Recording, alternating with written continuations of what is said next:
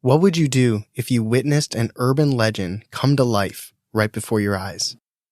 Would you ever go hiking late at night?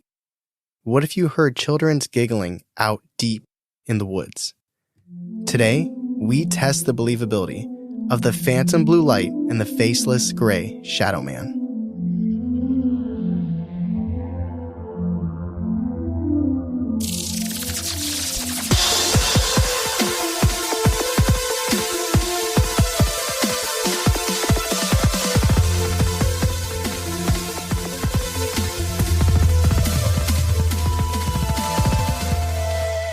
Welcome to Believing the Bizarre, Where we dive into the unknown and the unusual. and tell you whether or not we find it believable. That is right. It's Tuesday. It's getting closer to nice season time. What kind of sentence was that? I'm just saying, like, it bounces I from can tell you're riffing. really hot Yeah. to really cold. It's that in between where you're like, am I going to need my hoodie? I'm going to bring it to work, and then you leave in the car. It's a teaser, too, because I like my night walks, and I haven't been able to do it the last Cold, week. right? Yeah, it's been the 30s where it was like 75 and cloudy, I guess, because the clouds keep the heat down. Yeah. But anyways, we're getting closer to all warm time, wherever you are. Hopefully that's I like the case. what would you say? Nice, almost weather season time. Mm-hmm. It's true, though. Sounds like a Russian mystery. A Russian mystery? Yeah. It's Chekhov? Welcome to the almost nighttime nice weather. That is not what we're talking about today. Today we're talking about the phantom blue light and the faceless gray shadow man. What a mouthful. Before we hopped on to record here, I told Charlie that it kind of sounds like a band name. It sounds like a concept album. Yeah. This is listener submission stories, which if you're new here, what we do is, what y'all do is if you go to believingthebizarre.com, go to submit your experience with as much detail as possible. People fill out our form and tell us their spooky, creepy stories, and then we tell them on the podcast. It happens every third episode. Isn't that specific? If you pay attention, yeah, it does. Okay. Not to throw out our algorithm out there, but I believe it's every third episode, and there's some of our favorites. Yeah, definitely. They're incredible stories. Because they're stories, right? They're mostly encounters. They're not like, here's the legend of the Jersey Devil. Here's Mothman. And those are excellent. Those are great. We've already done them. But when you get a good listener submission story, and most of them are good, and it just puts you right in. It's like you're playing first person. Yeah. Well, it's this element of like, not to talk up listener episodes the whole time before we start one. I know. Hopefully this one. But it gives you that element of like, you didn't hear it from some random dude on the internet. This is someone who says they experienced it, and this is what happened. And they're a little bit random, and they're a little bit stranger from the internet. Yeah. But they still took the time to go to our website and fill it out. That's right. So this is like a first person, like you are in the game. Yes. Which most horror games have been doing lately. Although I just started the new Resident Evil remake. Oh, is it Resident Evil good? 4. Oh. Was it yesterday you started? So good. Nice. So good. But with that said, let's get into our listener submission stories. All right, I got two stories for you from two different people. And I'll be honest, I picked them randomly, but they also complement each other really well. Oh, that's nice. They're that's nice when they fit. Not based on topic, based on both stories involve three friends, one that leans more believable, one that leans more skeptical, and then one kind of in the middle. Three friends that kind of go somewhere and then something happens to them. Okay. I don't know what happened, but this is like the perfect angle to see I'm going to say it, beautiful green eyes. Are they green today? Yes. Yes, sir. Yeah. So let's get into our first story that takes place around Hillsboro, Illinois. Where is that? Is that by Chicago? It must be because Chicago is Illinois. Right. I actually have it in here where I was writing about it, is that Chicago is always going to be one of those cities that overlap the state. Yes. Like there's what other Indianapolis. Like Indiana's in it, but I still think Indianapolis overlaps Indiana. I confuse Indiana and Illinois all the time. Do you? Mm-hmm. It's pretty much just Chicago and Indiana. But you know what the problem is, and I apologize to anyone from Indiana. When you drive to Chicago or Illinois from Ohio, you just forget that you have to pass through Indiana. But it goes by so fast. I've been that way in years. I've been that way so many times, I feel like. Anyway. So Hillsboro, it's a small town. Like she says, there's only 6,000 people in it. And this is brought to us by Bailey. Oh, hello. Hello, Bailey. This is her story from Illinois in 2012. So it was a little over 10 years ago as of the recording of this podcast. Small town, 6,000 people. So she's in high school, and like many teens, she had a part-time job while in school. 2010? Yeah. I was not in high school in 2010. That was my first year of college. Mine too. Yeah. First year. Yeah. Yeah, this takes place apparently in 2010. Or she meant the 2010s and accurately in 2012. Somewhere between 2010 and 2012. All right, somewhere in there. But she worked at a movie theater. Oh. Fun fact, I always liked the idea of working at a movie theater specifically because of Drake and Josh. Because Josh worked at a movie theater. Yeah. Like it seemed like a chill, really cool place to work. And spoiler alert, I never worked at a movie theater. But in high school, I specifically remember going past one of my best friend's locker, Bilby, you know. Yeah, yeah. And he's like, hey, dude, I'm working at the movie theater. I was just like, what? And I was so jealous. Dude, that was the job in high school. I didn't even know they were hiring. Yeah, I knew a couple people that worked there, and they were so, I wouldn't say they were cool, but like they had the coolest job. Yeah, listen, there's like not many things in where I'm from, the small town I'm from, but we did have a movie theater, and I didn't know they were hiring, and then I ended up doing a different restaurant. I did work at a movie theater when I was a little older. You did? I forget, yeah. Yeah. It was chill. It was actually, yeah, it was pretty chill. Between the movies, it was super chill. You started a different podcast at that time, right? Did. Yeah, I did. That was like my inspiration to start a podcast. Was my manager there. Yeah. Good dude, Aaron. I don't know if he'll probably hear this. Shout out Bilby, who worked at the movie theater. But anyway, so Bailey also worked at a movie theater. She got to live my high school dream, which is cool and awesome. And she said it was cool. She got free popcorn, she got candy, soda, and she could watch movies pretty much whenever she wanted. And the owners of the movie theater were even cool enough to let her bring her friends in after hours to watch movies or play games on the big screen. That's awesome. Yeah. Oh, one time when I was working in the movie theater, Baby Driver came out. Okay. And we all wanted to see it, like everyone in the movie theater. Yeah. So we actually had like a late night screening for just the people in the movie theater. That's cool. It was really cool. My friend Scott, I don't know if he owned or he was the manager. He's probably the manager of a movie theater nearby where I grew up. Not the one that Bilby worked at. And we played Rock Band. That's cool. That's a lot of fun. The problem is that all the instruments were wireless except for the microphone. Yeah. So everybody was down in the theater. Uh-huh. But the Xbox had to be plugged in up where like it ran. Yeah. So the singer was like up in the box up top while like all the instruments were down walking around. It's a little bit of a bummer, but it's okay. Yeah. But you know, it is what it is. That's pretty much like her mindset with this. It was like that small town. People be like, oh, Bailey's working. Cool. Let's stop by and catch a movie or, you know, play a game when she gets off like that. It feels like it'd be a Netflix TV show. Like, oh, Bailey's working there. Let's go hang out, kick it, and then go to a diner or something. Yeah. Small town vibes. So two of Bailey's friends, Taylor, who was nicknamed Tej, and Justin, stopped by one night and they hung out in the movie theater lobby with Bailey as they were waiting for the final movie to end. So they were shooting the breeze, talking about whatever they talk about in Chicago. Michael Jordan. Not Chicago, but see, I did it. Illinois. They probably all still talk about Michael Jordan. That's all I hear about. Aren't nicknames supposed to make your name easier to say? Well, I feel like that made it a lot harder. Taylor is 2 syllables and Tej is 1, so it is removing 1 syllable. The emphasis you got to put on teach, makes it feel like it's hard. I want to make sure I said it. I didn't want people to be like, "What was it?" Tej. There's also nicknames in the next story too. There's a lot of parallels apparently. Okay. So they're shooting the breeze, talking about Michael Jordan, whatever, and actually probably that time it's probably Derrick Rose. But Tej decided to tell Bailey and Justin about a spooky story that he heard about the area. He said that there was this rumor on the DL that there were these random, unexplainable lights that appear in this old cemetery that was just outside their town, Hillsborough. Okay. No, you had a thought. Where did he hear it from? He heard it. It was a rumor. It was on the Reddit. I don't know. Actually, I don't think it was on Reddit because I looked and I didn't see it on Reddit. Maybe like Classroom. I don't know. It's high school. Tej made it up. Tej was bored. And he didn't want to watch the movie. I don't know. Well, were there any rumors about things where you grew up? Yeah, of course. I think I've mentioned this one before, but there's the rumor that the one road by the canal was haunted. If you drive there at midnight, you see a ghost. Where'd that come from? I assume some assholes made it up. Yeah, so maybe Tej wasn't the asshole that made it up, but he heard it from the asshole that made it up. Okay.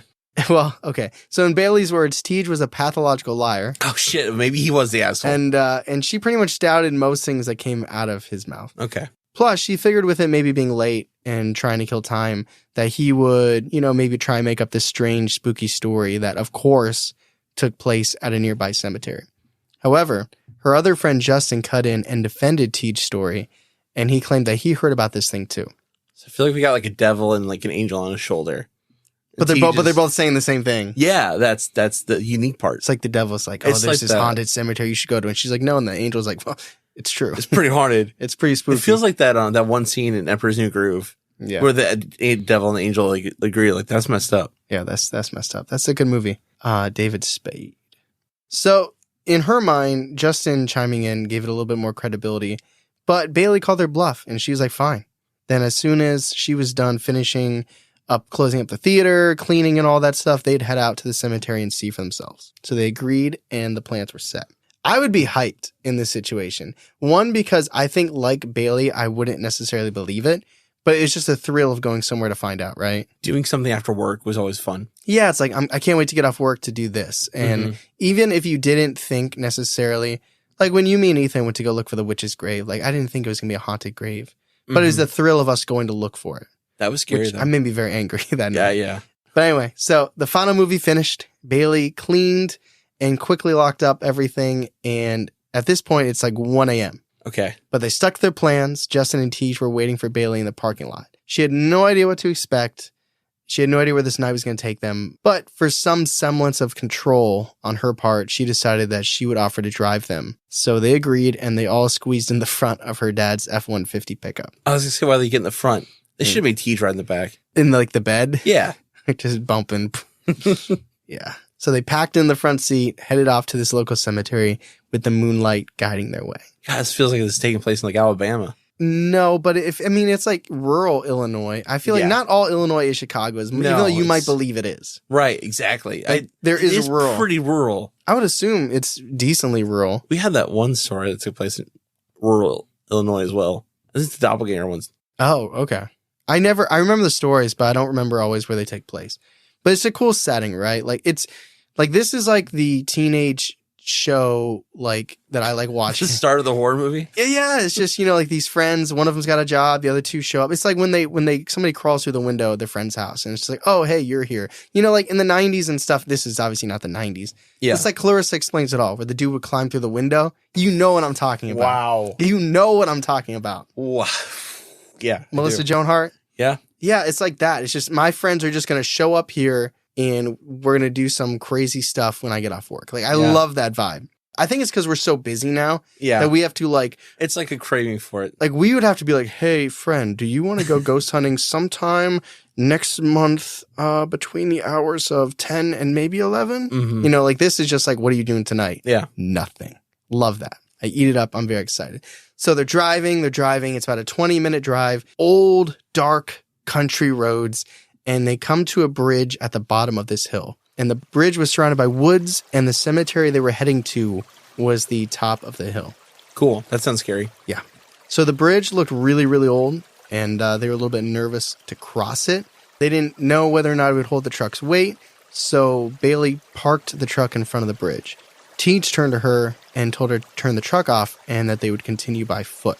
So they're in the truck, parked in front of this rickety old bridge, which was right at the base of this hill, and at the top of the hill is a cemetery, just again to set the scene. I feel like if it was that rickety, the government would have quarantined it off. That's true. I mean, there's got to be some way for people to lay flowers and stuff. Maybe this was like a back way too. Maybe. I mean, who knows? That just sounds sketchy. I've never heard anything Only that bad. sedans from here on out. Keep your trucks out. But the idea of walking and actually just leaving the car in general, even though she was still skeptical, made her feel a bit uneasy. Yeah. Because honestly, it's like, okay, whether or not there's this strange light like they're talking about, it's dark, it's late. I mean, at this point, it's probably like 1:30. So walking over a decrepit bridge into a creepy, potentially haunted cemetery, spooky, she didn't really want to do it. Starting to freak her out, and she told the guys that she would rather just chill out and wait in the truck. She wasn't sure if they were scared themselves or if they just didn't want to leave her behind, but they caved and they decided to hang out with her in the car too. So no one went? So no one went. They're just chilling in a truck. Okay. And for about 5 minutes, it was just three of them quietly sitting there. It's late at night in front of this bridge and the cemetery. But The tension was broken by the sight of a few fireflies, which were, for Bailey, kind of like a welcoming comfort. I mean, everyone likes fireflies, right? 1 in the morning? That's a little weird. Are they normally like twilight? It's a twilight thing. Yeah. Have you ever seen them at twilight? Oh, yeah. Like, not them, but like light up an area. Yeah, it's gorgeous. We saw them one time at Observatory Park, which is the best dark park in Ohio. Literally, it was like twinkle lights in the trees. It was amazing. But you're right. This is pretty late. That's a good point. But but they're on different times though. It's Central Time, so maybe they go a little bit. Yeah, those later. are Ohio and yeah. Yeah. Did you catch Derek Rose? So thinking back to the story while they're sitting there and she's looking at these fireflies, she leaned back and looked at Tej and said, "Hey, maybe these fireflies are what people claim to see, right?"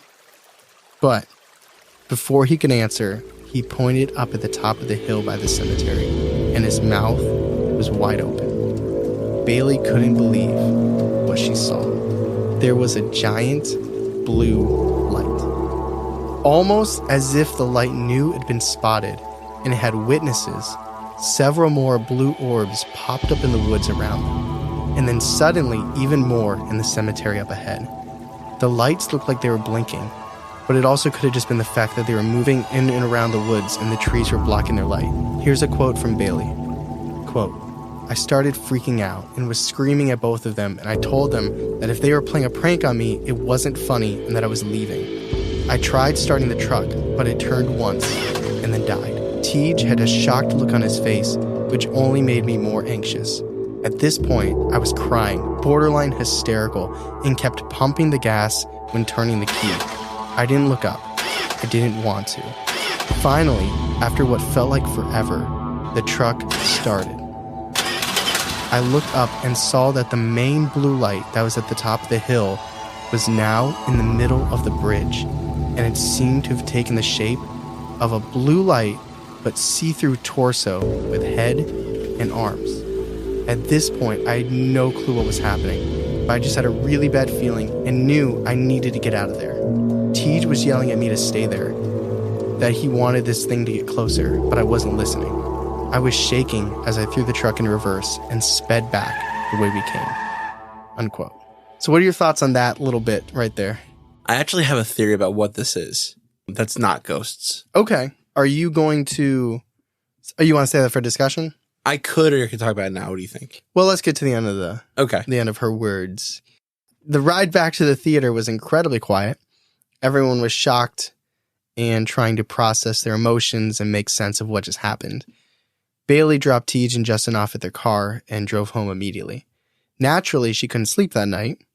Instead, she laid in bed all night on her computer, researching for any sort of solution, idea, or explanation as to what she saw.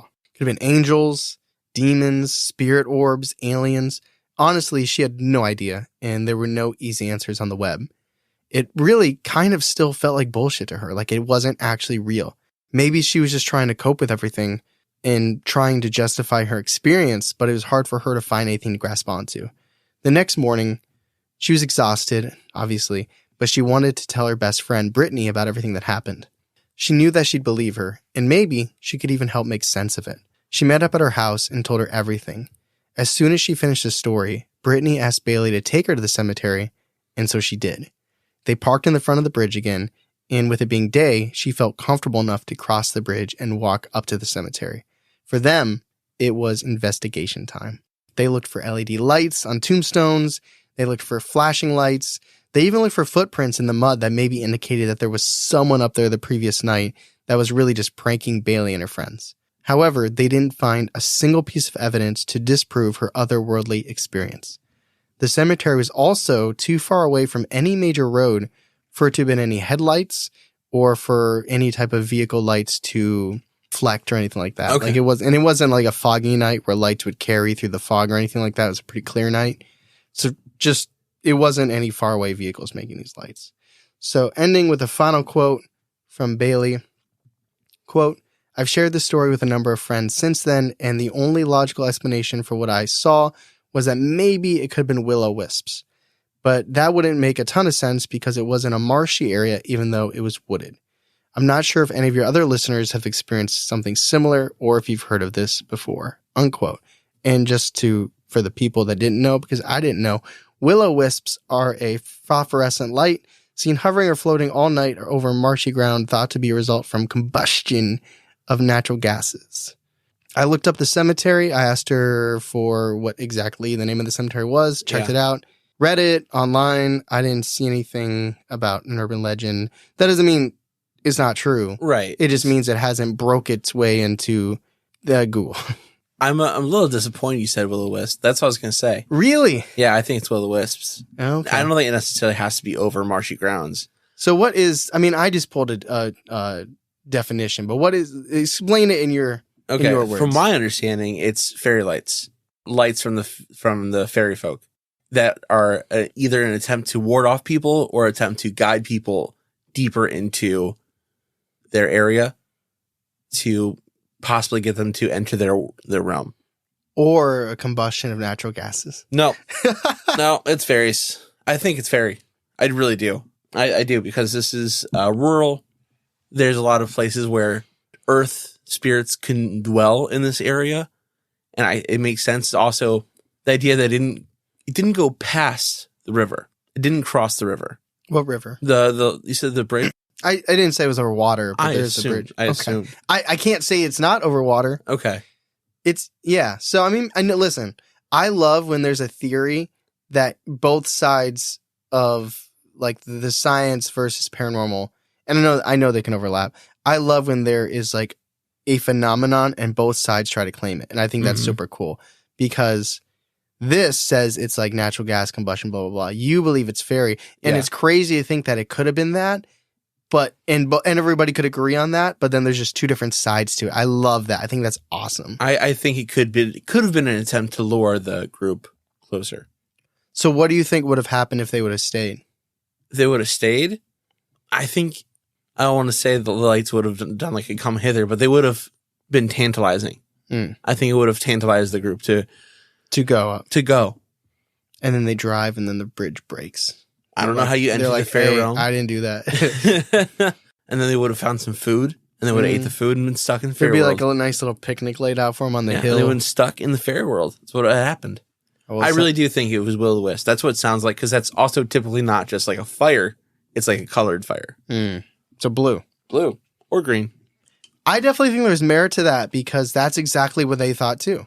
So I think it's cool, because I was going to have you say what it was, but I also want to get to the end of it. Yeah. I believe that that's what you were thinking. I don't think there was any bias there. But I think that's awesome that she had that experience and you heard the story and you guys both came to the same conclusion. I think that's awesome. It's interesting that Tej really wanted to stay. Maybe he was being more affected by it than she was. That's what I'm thinking. I'm thinking that Tej got this more of an effect. I wonder if he would have got out. What would have happened?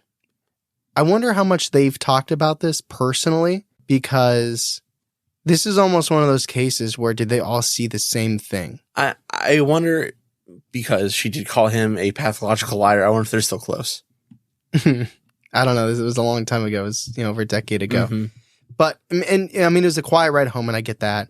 But I wonder if, not recently, but after that experience, they talked about it. Because it'd be crazy if, like, she started seeing a torso and a head, and he's like, I saw a attractive woman or something like that. Like, what if they each saw something different? Something different. Yeah, to like almost antagonize, like entice them over. Yeah. I thought you were going to say they've seen like ghosts after, like a ghost from the cemetery like followed them. That'd be scary. Not that I know of. So that's Bailey's story. Let's move on to story number 2.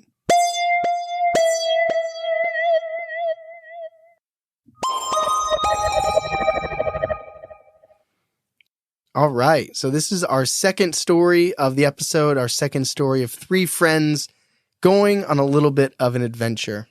All right. So this comes to us from Brandy. It takes place 10 miles out of the Nantahala Outdoor Center, which is in North Carolina, and it's part of the, as I would say, Appalachian Mountains. Appalachian? Careful. That's is it Appalachian? Is Apple? What you told me was Appalachia. Appalachian. An Appalachia. Appalachian. Appalachian Mountains. Appalachian. That will never not sound gross. Yeah. Appalachian Mountains. That's, I mean, we're all talking about the same thing, right? Yeah, I guess. I want to say it right because that's Brandy probably says it Appalachian. Oh, speaking of Appalachian Mountains, Which ones? The Appalachians? Yeah. I saw a TikTok that was really creepy. Yeah. Have you ever heard of the things that say your names? Heard of the phenomenon of the things that say your names while you're in the forest? But apparently there's a reason why they say your name. Mm-hmm. And this girl was talking about how they say your name because they've been following you. Oh. They don't just know your name. They've been stalking you. That's why they know your name. Let me just tell you how absolutely relevant that is to what we're going to talk about in the next 15 minutes. Is it not? It incredibly is. Okay, cool. You know what? That's what we call in the radio business as a teaser. Did we just have like a mind meld right now? Yeah. No, listen, I'm impressed because you brought that out and you brought the will-o-wisp out. Like you are, this is good. We are on one wavelength here. That's awesome. Yeah. So this takes place as of the recording of this podcast last year in 2022. Okay. We're in North Cackalack, Appalachian Mountains. We both love North Carolina. Love North Carolina. Might be our next home. Knock on, No. Who knows? I'll be going there in a couple of months. But anyway, so Brandy and her two friends were hiking through the Appalachian Trail. So what's unique about this group is that they all had hiking nicknames. They were all Teach. I'm just kidding. Okay. So Brandy was known as Blueberry. Oh, that's cute. Then she had a friend called Passion Fruit. Oh. And then they had a friend called Rock. Okay. It's much tougher than those two things. Yeah. Just for context, Brandy is the most skeptical out of the group. Passion Fruit is kind of in the middle, like sensitive, but not overboard. Rock is like full on cryptids, fairies. Okay. I like Rock. Yeah. You'll identify with Rock, I think. But that's our group. That's our hiking group. Brandy, Passion Fruit, and Rock. And I'm letting you to make this decision, Charlie, for the remainder of this episode. It's like a choose your own adventure type thing. Okay. Do you want Brandy to be referred to as Brandy or do you want her to be referred to as Blueberry? I'm letting you decide. We're going to talk about the other two with their hiking names. Let's talk about Brandy with Blueberry. Okay. So just, I don't want that person like skips forward like, 5 times and then I start saying Blueberry thought this and like the f*** are they talking about? So I'm gonna emphasize it right now for the remainder of this episode. Brandy is Blueberry, and so it's Blueberry, Passion Fruit, and Rock. 3 friends hiking, North Carolina. You with me? I'm with you. All right, cool. And what were you saying? Something about like names called out, stalking you? Yeah. Yeah. Okay. Do you have answers for me about that? Did they have answers? Don't say it now, but do you know more than what you just said? A little bit. Okay. I expect that at the end then. Okay. Just a little answer. So the first day of their trail, they had an awesome time hiking. This is the beginning, like the start of their trail. They have lots of laughs. There were good sights, I assume. I love North Carolina. I hope they had a good time. But then they stopped in this town. She didn't say what town. She just said they stopped in a town. They had a lot of fun.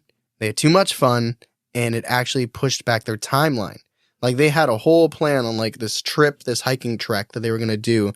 And how long is it going to take them to get to each place and how many miles they want to do each day. So they wanted to go 12 miles that day, but they spent so much time at this town that there was like no way they were going to be able to do it. It was going to shift their whole schedule. So instead, rather than lose that time and mess up their entire schedule, they were like, why don't we just go on our first ever nighttime hike? Oh, no. Yeah. So they were like, yeah, why not? That feels like a bad idea. Doesn't part of it sound a little thrilling, though? Yeah, I could see the appeal. Yeah. And you're with friends. You're not doing it alone. Yeah. So they were like, yeah, you know what? Let's enjoy ourselves now and let's just do it later. So they stayed. They had a really good dinner. They watched the sunset together as friends, and it was all good. And I think that'd be fun. I think once you make that conscious decision, you're not like, oh, crap, we're behind. Instead, it's the conscious decision of, we're going to enjoy our time here. Like we used to go get dinner before going ghost hunting. It's just that like the calm, the laughing before the work. Even though, I say work in quotes, but that like we're going to enjoy ourselves and do this thing before we go out and do this other thing. It's just always a good time. Mm-hmm. So once the sun finally disappeared beyond the horizon, they put their headlamps on and they began their trek. So Blueberry admits that she was really, really excited. By the way, I just want you to know, I literally every time for the rest of my notes, I wrote Brandy/Blueberry because I didn't know which one you were going to pick. I was betting on Blueberry, but I didn't want to mess myself up. Okay. So she was really excited because this was a totally new thing for her. Like they've gone on many hikes before. Obviously, they've come up with nicknames for themselves.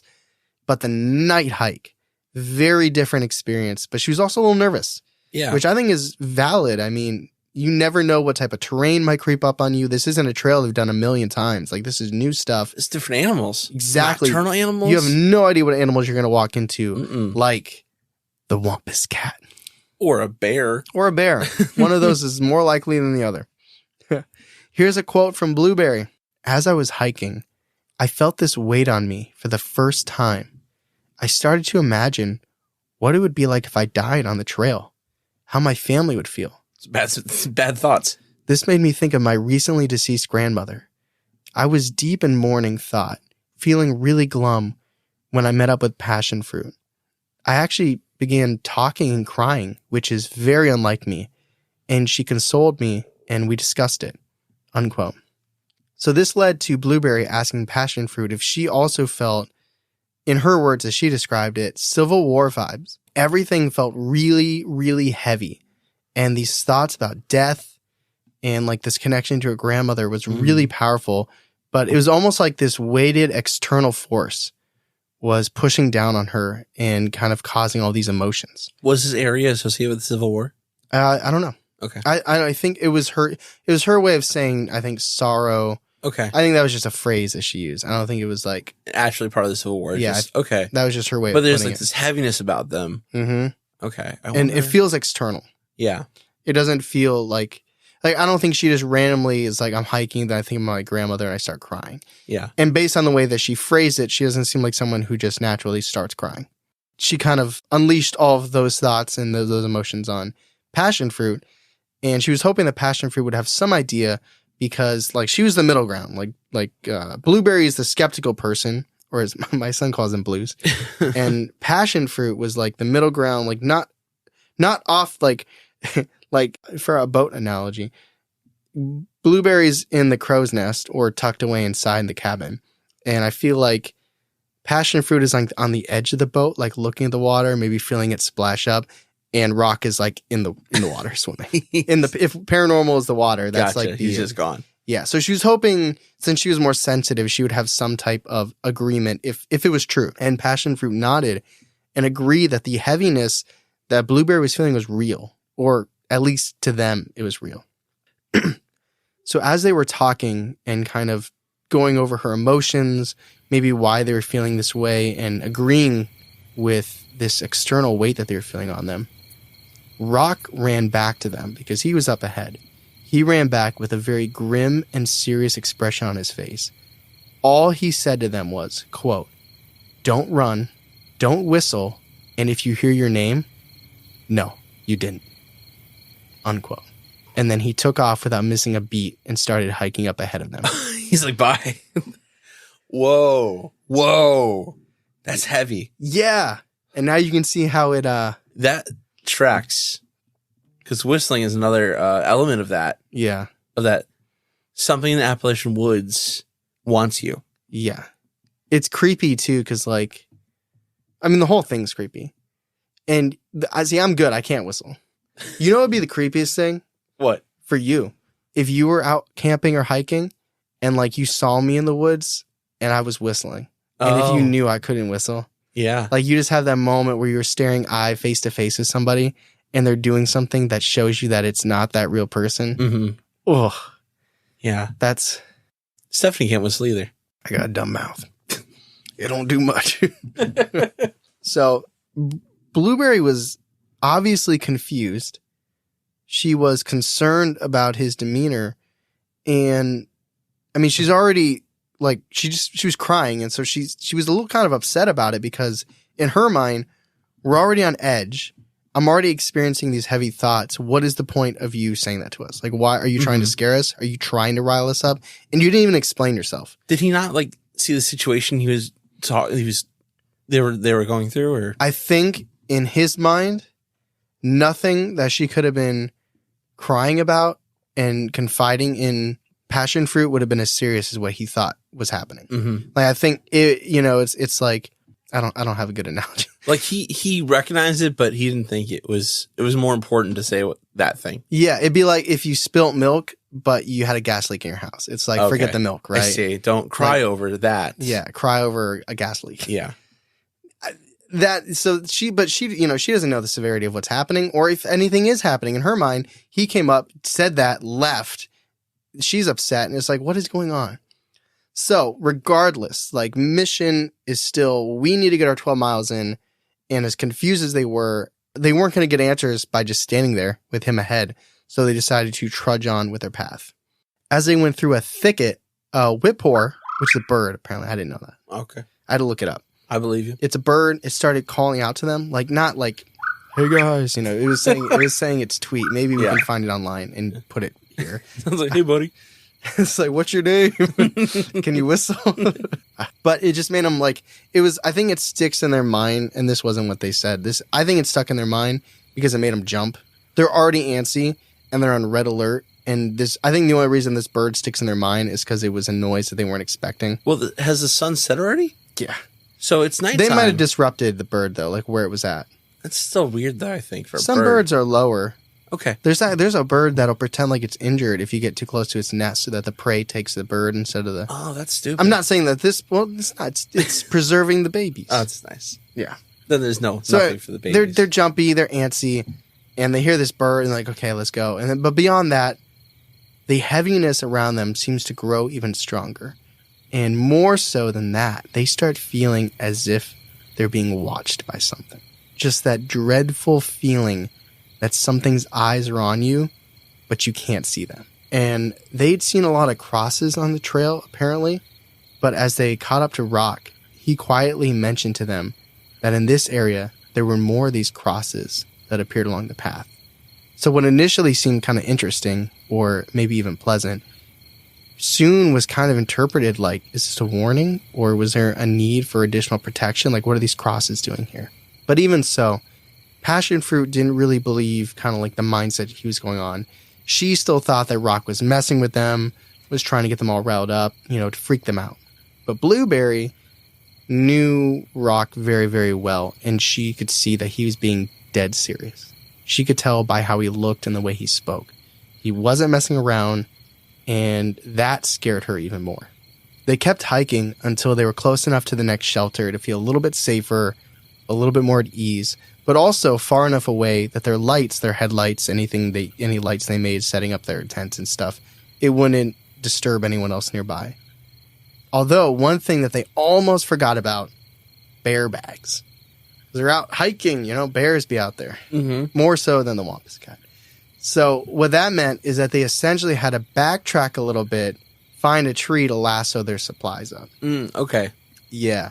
All of the peace of mind that Blueberry experienced when they decided that this is where we're going to stay all together, camping, safe, all disappeared because they had to go back into the dark woods. Oh. Yeah. Ooh. So she described the feeling like she was on the absolute precipice of fear and literally almost suggested just abandoning the bear bags altogether, just being like, screw it. Like, if the bears take it, so be it. Because the heaviness loomed even stronger. While they're watching Rock throw the bear line over the tree branch, Passion Fruit and Blueberry are just quickly shifting their glances in all directions of the forest, just like checking the ground, checking their bearings. Is there anyone around us? That feeling of just like a weight on your chest and just feeling eyes are piercing you from different angles. And it's just that creepiness. And it's just like, come on, bear, get it up there. Let's go. And a moment later, the fear began to even amplify further. Here's a quote from Blueberry. Suddenly, there was a call out from the woods. To me, it almost sounded like kids' laughter. But when I later mentioned that's how I perceived it to the others, Rock quietly yet firmly stated that was not children's laughter. Maybe this was a coyote or something yipping in the distance, but it didn't feel right. I'm pretty much bouncing on my toes at this point to go back to my warm, safe hammock. I even suggest literally ditching the bear bag filled with all our food for the night. I did not want to be in the woods anymore. Stories of skinwalkers started bubbling to my mind, but I pushed them back, not wanting to invite anything. We hung the bear bag and each went to bed in our respective shelters. Unquote. How do you feel about that? That's, I'm going to go with terrible. I wonder if the others heard the same thing. They must have heard laughing also. They heard something for sure. That would be such a I totally get the just leave the stuff. I would have left it. It's like the I know you would have. It's like the chances of like it's kind of like you're battling worst case scenario. Like, what are the chances a bear rummages through our bag and gets all our food versus something terrifying out here gets us?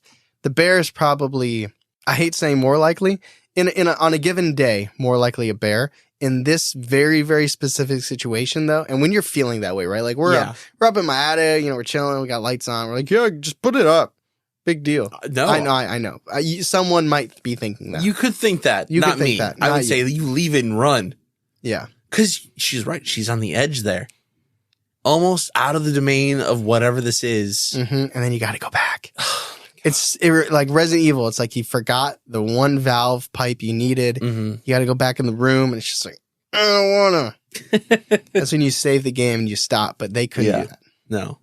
You got to pick up more ammo. Yeah. But they got it done. They got their bear bag up. They got in their tents. But that night, Blueberry kept hearing a tapping sound on her hammock coming from the side of her shelter that faced the woods. Then, a little while later, one of the corners for fly, which is the part of I think it's the part that stops the rain from your tent. It's like there's the tent and then there's like the thing over it. I think that's the fly. I could be wrong. The corner of it became untethered. And not only has that never happened to her before, but realistically she thought it would really only happen during a strong breeze and it was a calm, windless night. So what would untether the corner of it? So a chill ran down her spine. She felt as though she was being hunted, as if whatever it was wanted her to investigate what happened to her shelter, to leave it, and to venture outside. But her thoughts were broken up by a hushed voice. It sounded like Rock's voice. It said, Blueberry. She didn't respond. She remembered what Rock said. But then she heard it again, a bit more agitated this time. Blueberry. But it really was Rock. He told her... oh my God. He knew, though. He told her that if it was some type of creature calling out her name, in his mind, he said would use her real name. Okay. He's like, it wouldn't use these trail nicknames that they established for each other. So he was trying to get her attention. He wasn't... He knew why she didn't respond. Yeah. But he also would justify, like, this is why I said this, and this is, kind of explaining it. Not, even though it's like, there's not like a code, right? Like, there's not like why they came up with those names, though? I don't think so. You sure? Unless it was Rock. If it was Rock's idea, probably. I bet it was. If it wasn't Rock's idea, then they probably it was for fun. I could see it being, I could see passion fruit and blueberry thing is for fun, and Rock's just like, good. Yes. We need codes. But he also told her that he heard the same tapping on his tent. Oh. And he mentioned that passion fruit said that she heard something running back and forth around their shelter. It was unexplainable to Blueberry, but something was there. Something was happening to them, and they were all terrified. To use your words, this is bad juju. Yeah, thank you. I wasn't even thinking that. So here's a quote from Blueberry again. Quote, I felt the fear heavy in my chest. Time passed, and we were all wide awake in our shelters. I got the thought that maybe this thing was feeding off our fear, and I started kind of chanting and singing in my head to push out any other thought.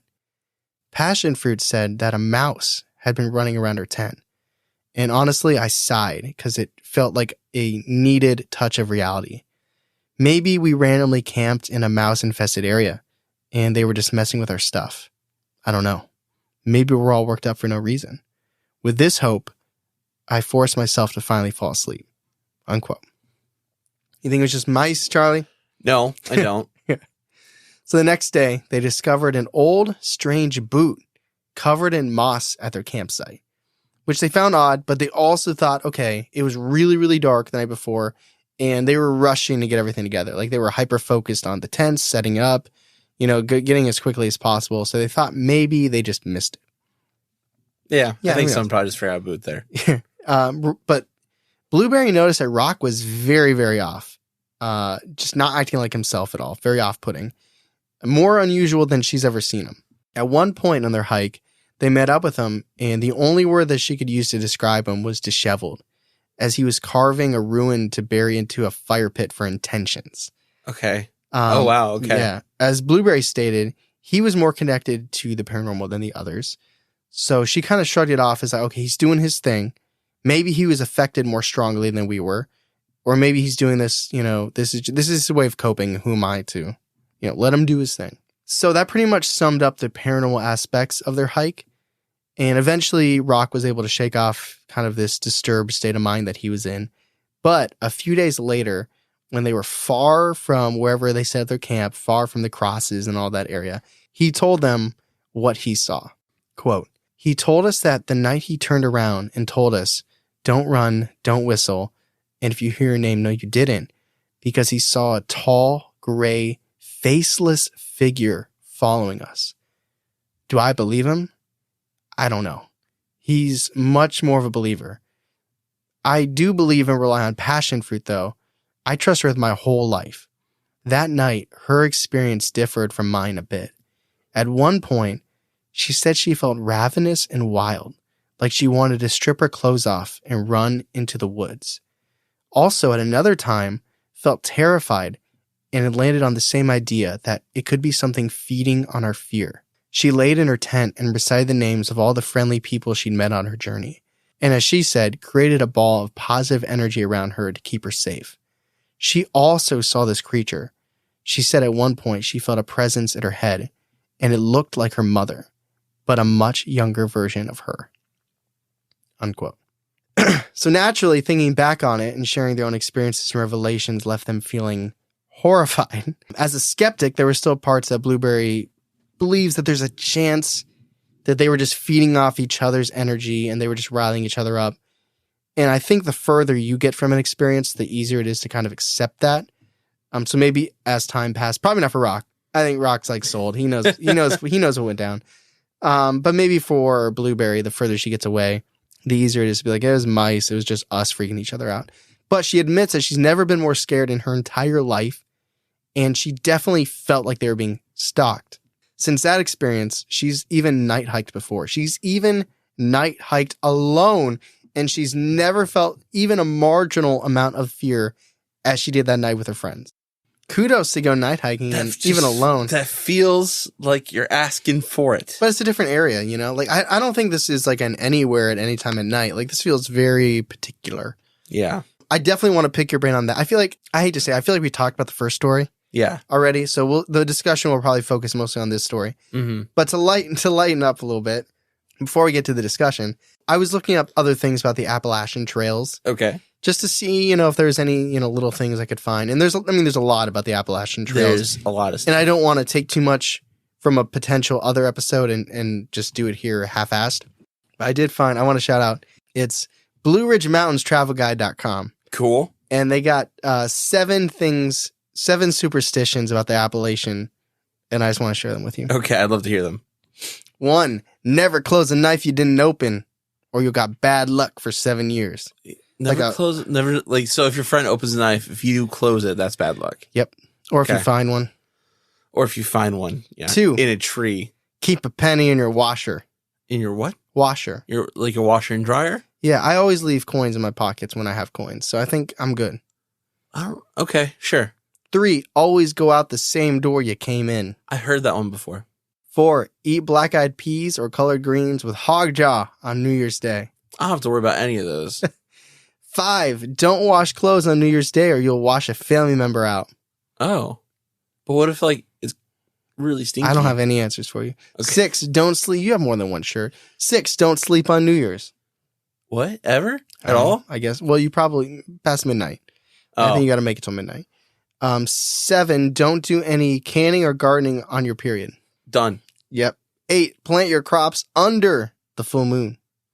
Also, I don't have to worry about that. 9, don't walk under a ladder. If you find yourself under one, don't turn around, back up. Okay. 10, don't let anyone sweep under your feet. Okay. 11, never give someone a set of knives as a gift. If you give them to newlyweds, it will cut their love. What? No, okay. I've got knives as a gift, and we're fine. Did you get it as a wedding present? Yes. From my wife's dentist. You better start picking some romantic dinners and getaways. Good thing you're going to Scotland. 12, if a black cat crosses your path, turn around and go a different way. I love cats. You don't realize that would be every other day if you have a black cat at home? Yeah, no, I think it's not nice to buy cats. 13, never repay salt that you've borrowed. Oh, okay. 14, if a bad storm is coming, put a 2-edged axe into a stump facing the storm to ensure the storm goes around you. I don't have a 2-edged axe or a stump. Well, thankfully, we don't have the worst storms here. That's true. And 15, if you spill salt, throw a pinch over your left shoulder so you won't have bad luck. I do that habitually. I've seen you do that. So with that said, let's go to the discussion. All right, before we get to the discussion, we like to stop the episode and thank our newest patrons as of the recording of this podcast, who are Larissa, Valeria. I like Valeria. Chloe, Emma, Ashley, and Connor. So for this segment, we like to talk a little bit about some of our Patreon content. If you love the podcast and you want a little bit more extra stuff out there and you want to support the podcast, there's a lot out there, but we each like to highlight one thing during this time. Yep. Charlie, what would you like to highlight? And I hope it's not the same thing I'm thinking. What are you thinking? Really quick. Go ahead. I don't want to steal yours. That's okay. I'll think on the fly. Okay. All right. So the thing I want to highlight really quickly is it's a game. Okay. Okay. It hasn't come out yet, but it will come out this month, I hope. It's a new game called Remembering the Bizarre. Mm-hmm. It's brand new. It's a new section of our Patreon. If you like our games, if you like our quiz especially, you're going to enjoy this because this is where producer Ben takes an old episode we've done. We've got 100-something to work from, and he quizzes us on how well Tyler and I remember the quiz. I like it that we can play together with this, though. You said co-op. It's our first co-op and game. Ben's like, what's co-op? Yeah, it's our first co-op game on our Patreon because usually it's either against us or it's not a game. Right. Yeah. So I like that we can work together. And well, I don't want to spoil it. It was fun. The first one we did, which will be out shortly, is our Slender Man as a Tulp episode. Episode 3. We never know what episodes Ben's going to pick, so it's exciting.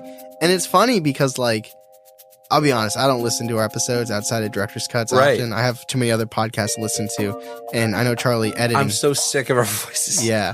So it's crazy to be like, wow, I don't remember us saying that. Yeah.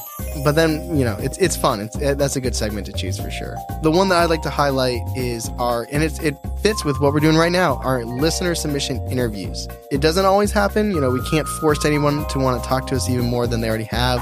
But we like to have people that have submitted their stories to us come on and we interview them on Patreon, dive deeper into the details, the things that maybe we glossed over. In these episodes, we talk about what if they thought this, or did they think about that? This is their opportunity to be like, yes, I did this, or, oh, I forgot to mention this in my story. And it's always super insightful. It always goes way further into these creepy listener submission stories. And I think it helps with the community thing too. Like, I love actually talking to these people. And for me, we get to hear the story from their perspective rather than us, reading it and then telling it ourselves. It's cool to hear like how they really felt that moment. Right. So that is our Patreon. It is out there. It exists. There's multiple tiers, tons of bonus content. So if you like the podcast and you want to see what other kind of fun stuff we're doing, go check that out. But now let's get back to the discussion. So one, I want to know what you heard on that. You can see why the TikTok thing. Oh, yeah. Dude, when you said it, I was just like, bruh. That's so relevant. That's literally the episode. Yeah. So I want to hear if there's anything you left out of that. And then I want to know what you think went down in them woods. Okay. So I don't know if there's much more to I don't know. There's a lot of dark, scary things in the Appalachian Mountains. And I think it's old. It's an old area. Dusty. People lived for a long time before California. Before it was colonized. Yeah. That's what I meant. And I think it's just, I don't know. I don't know if it's ancient spirits or spirits people brought over, but something there. If I can explain any more about the whispering, because I'm not from that area, so I don't know.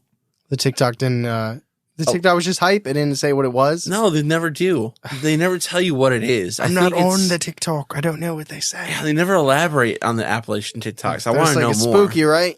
Cool. Kinda. Like and subscribe. They're like, don't follow the whispers. Yeah, but follow this channel. Are the channels pages? Pages? Pages. Pages? Yeah. That'd be a good tag right That's there. a good tag, yeah. Yeah, no, this is like, who would it be? Would it be Ethan? Shout out Ethan. Who would be the one that would come to us and be like, if you hear this, don't do this? Ethan. Yeah. Yeah. Ethan for sure. Or he'd be so distracted he'd be laughing, he wouldn't care. Yeah.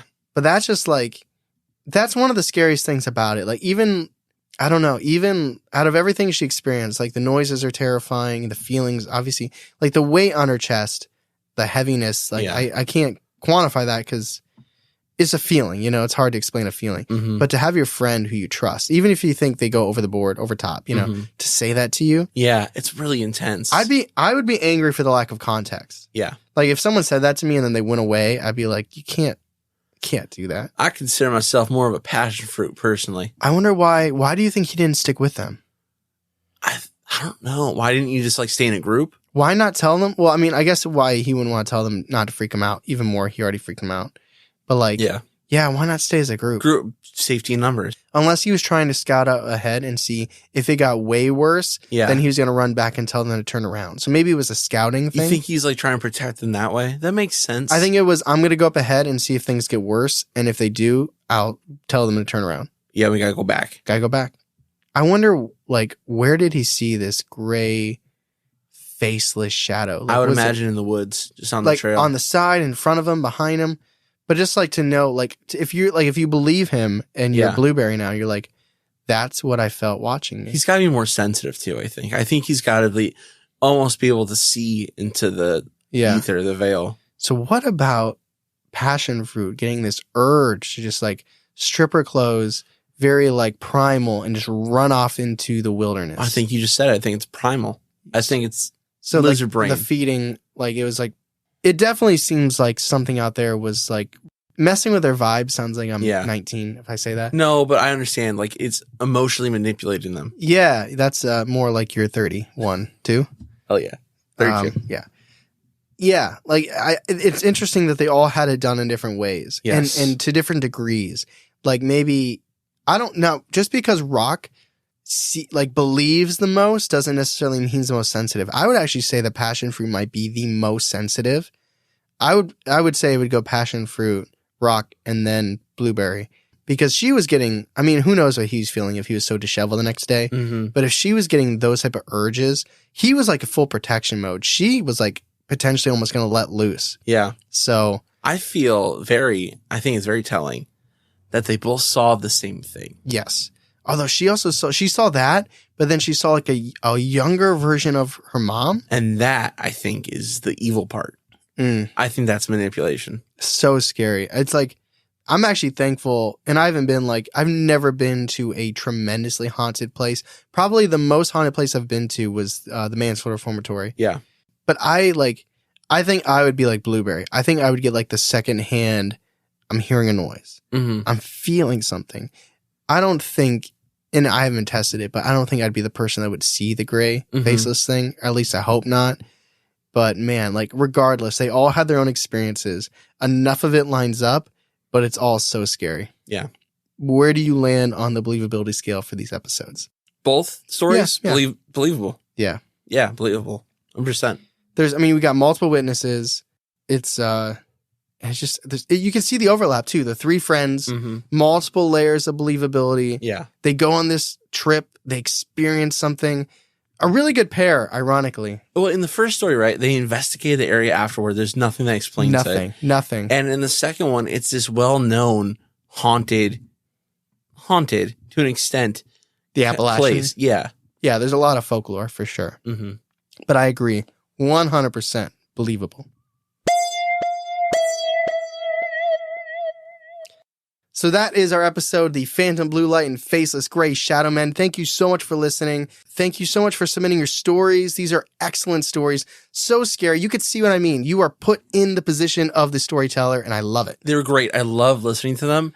And if you like listening to them as well, please go on Apple and leave a 5-star and a review. That would mean a whole lot to us. Yes. And if you're listening on Spotify, leave a 5-star rating.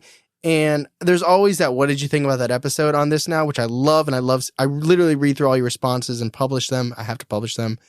I think I might put out there another one for this. It's like, what do you think they experienced? So if you have a strong feeling, look for that on Spotify. I think that question will be out there because I want to know what you guys think. But thank you everybody so much for listening. We got some cool, new, exciting things coming up in the next week for us, next couple weeks for us, next couple months. So we appreciate everybody supporting us, everybody listening. It means a lot.